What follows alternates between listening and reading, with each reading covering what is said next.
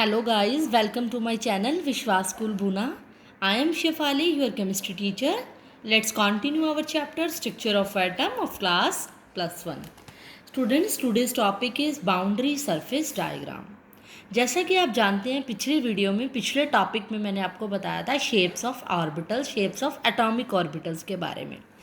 उसमें हम ग्राफिकल तरीके से शेप्स के बारे में पढ़ा था, ग्राफ बनाया था साई और आर के बीच में। इसके अंदर भी बाउंड्री सरफेस डायग्राम में भी शेप्स के बारे में ही पढ़ेंगे, बट यहाँ पर जो शेप्स होंगी वो एक in the form of boundary surface diagram होंगी। मतलब एक डायग्राम के थ्रू हम ऑर्बिटल्स की शेप्स के बारे में जानेंगे।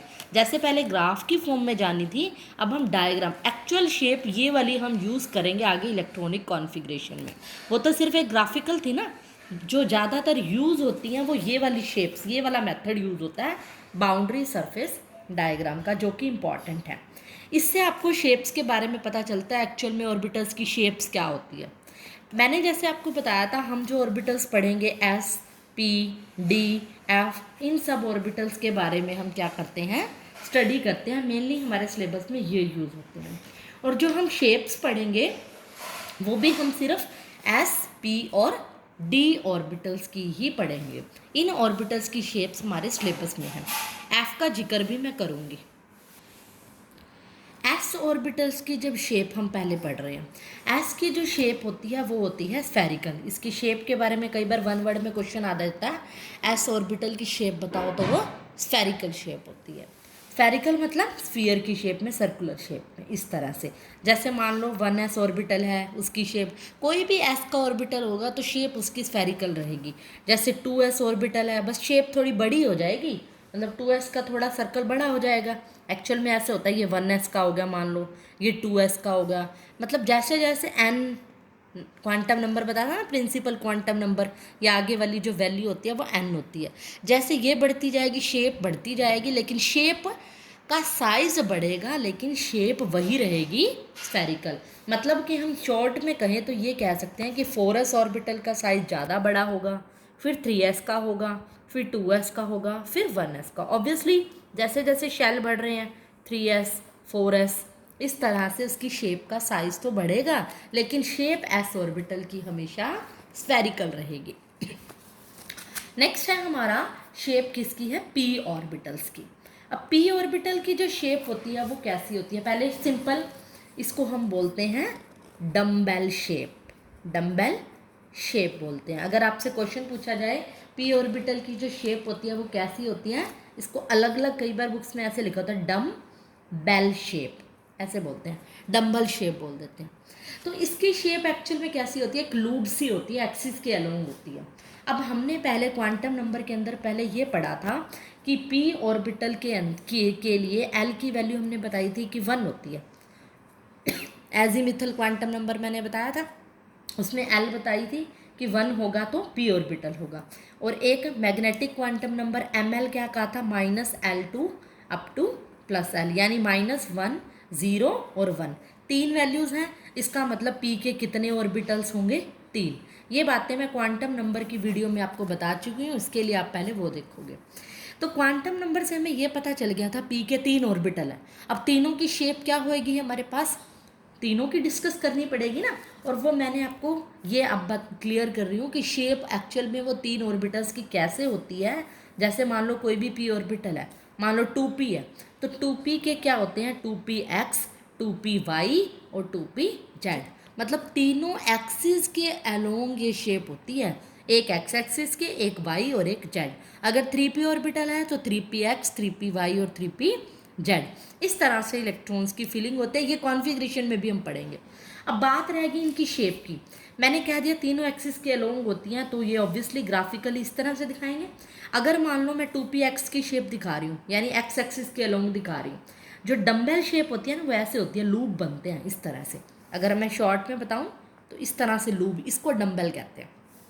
अगर 2px का डम्बल है तो यानी एक्स एक्सिस के अलोंग, मान लो ये जेड एक्सिस है और इन दोनों के बीच में कौन सी एक्सिस होगी, वाई। तो एक्स एक्सिस के अलोंग जब मैं बनाऊंगी तो ये 2px हो जाएगी। इसी तरह 2py बनाना है मुझे पता है वाई जेड ये है, अगर मेरा एक्स ये है, वाई इन दोनों के बीच में है, तो वाई के अलोंग मैं लूप बनाऊंगी तो ये शेप कौन सी हो जाएगी, 2p वाई। और इसी तरह 2p जेड कैसी होगी, जेड एक्सिस कौन सी है, ये वाली, तो जेड एक्सिस के अलोंग जो शेप होगी वो कैसी होगी, ऐसे।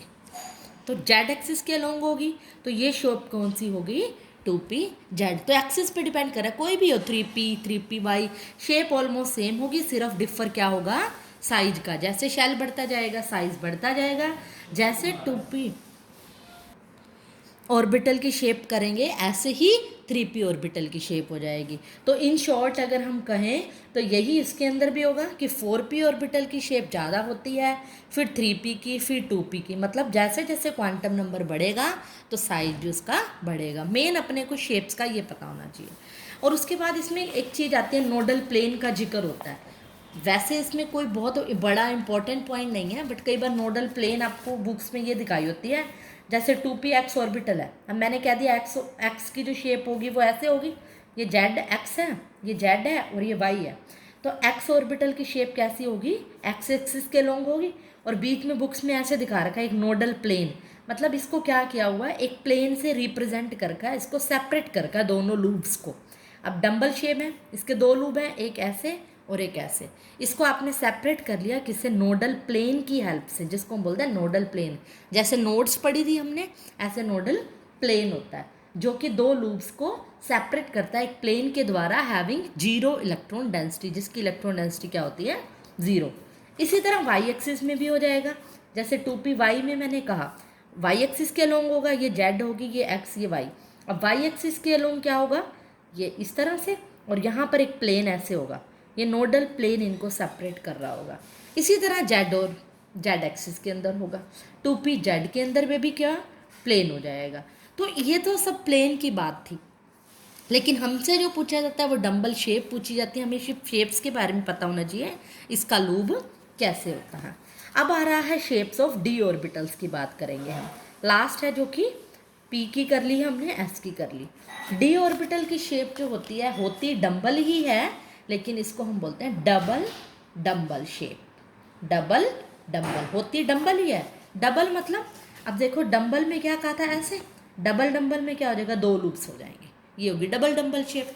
अब इसके अंदर पहले अपने को ऑर्बिटल पता होने चाहिए, उस हिसाब से पता चलेगी ना। जैसे उसमें थे 3 ऑर्बिटल थे तो हमें पता चल गया पी एक्स, पी वाई और पी जेड थे। अब यहाँ ऑर्बिटल कितने होते हैं, एल की वैल्यू हमने पढ़ी है क्वांटम नंबर में 2 होएगी डी ऑर्बिटल्स के लिए। एल की वैल्यू 2 है तो एम एल की वैल्यू कितनी होगी, -2 अप टू +2 के बीच में कितनी वैल्यू होगी, -2, -1, 0, 1, 2, 5 होगी ना। तो इसके अंदर कितने ऑर्बिटल्स होते हैं, 5। तो 5 की शेप हमने डिस्कस करनी है। वो 5 कौन से होते हैं, एक होता है डी एक्स वाई, एक डी वाई जेड, एक डी जेड एक्स। ये तो बिल्कुल सिंपल है, एक्स वाई, वाई जेड और जेड एक्स।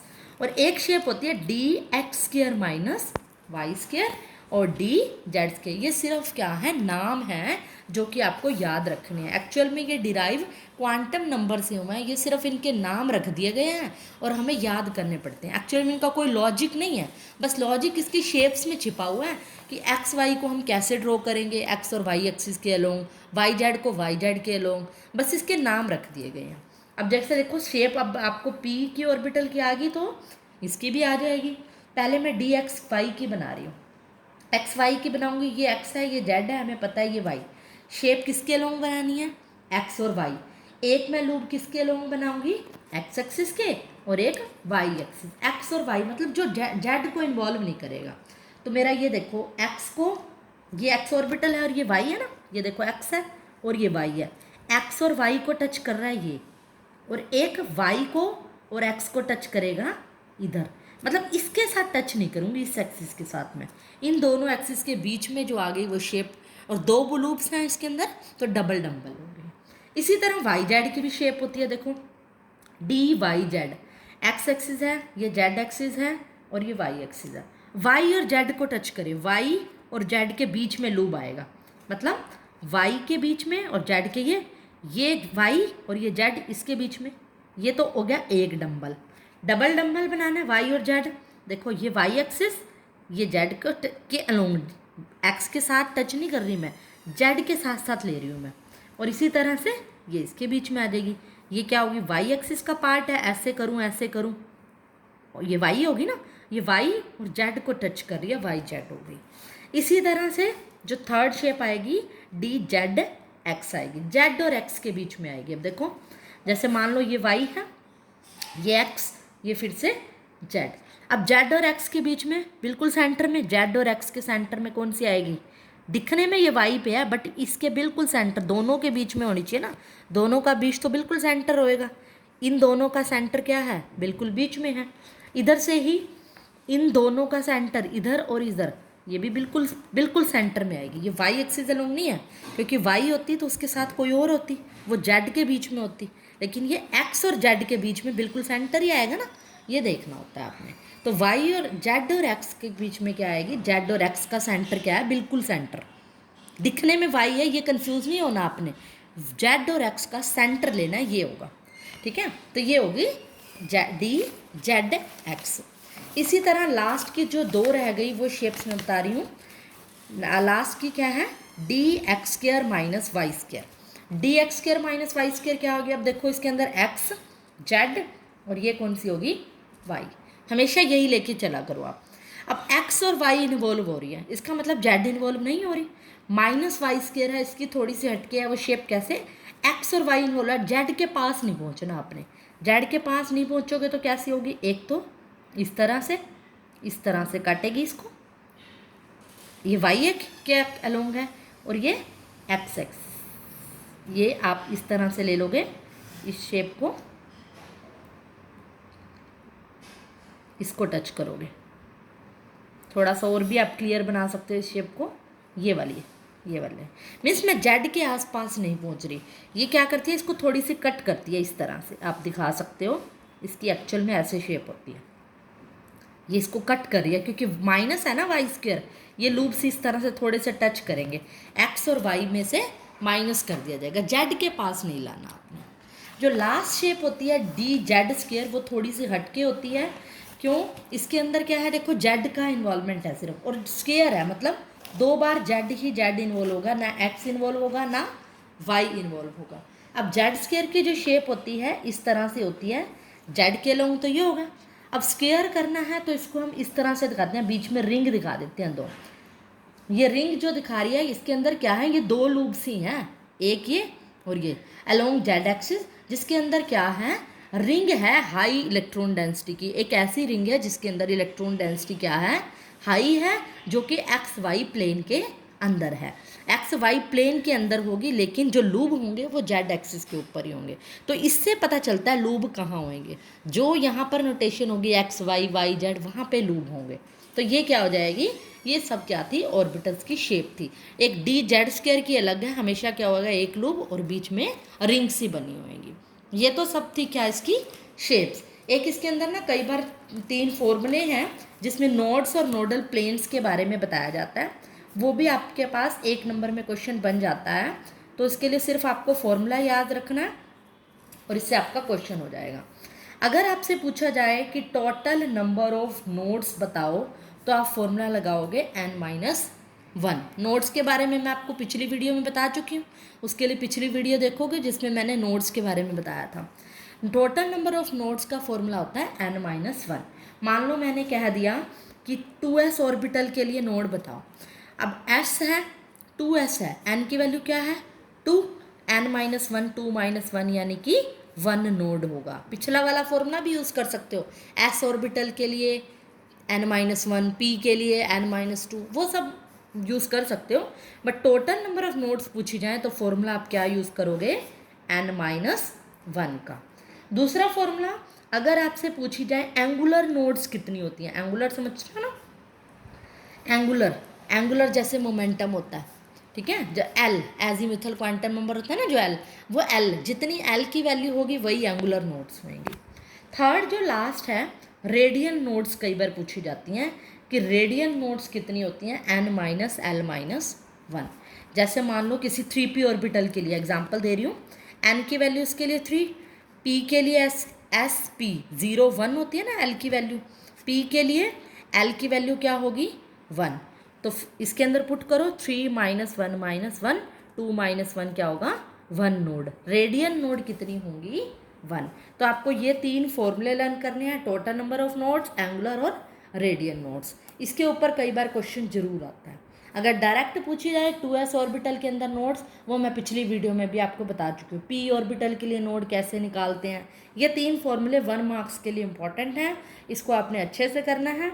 इसके बाद हमारा लास्ट टॉपिक रह जाएगा इलेक्ट्रॉनिक कॉन्फ़िगरेशन का। उसके लिए आप पहले से शेप्स अच्छे से माइंड में बिठाओगे ताकि अगला टॉपिक आपको अच्छे से क्लियर हो। तो इसके आपको नोट्स बनाने हैं। That's all for today.